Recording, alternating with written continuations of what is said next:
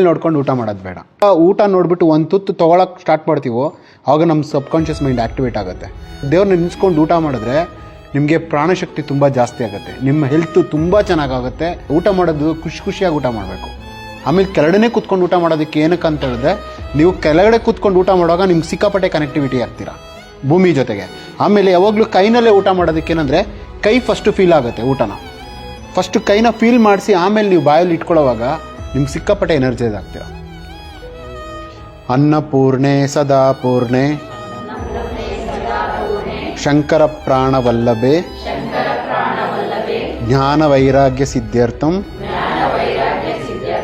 ಭಿಕ್ಷಾಂದೇಹಿ ಚ ಪಾರ್ವತಿ. ಬ್ರಹ್ಮಾರ್ಪಣಂ ಬ್ರಹ್ಮಹವಿ ಬ್ರಹ್ಮಾಗ್ನೌ ಬ್ರಹ್ಮಣಾಹುತಂ ಬ್ರಹ್ಮೈವತೇನ ಗಂಧವ್ಯಂ ಸರ್ವಕರ್ಮ ಸಮಾಧಿನ.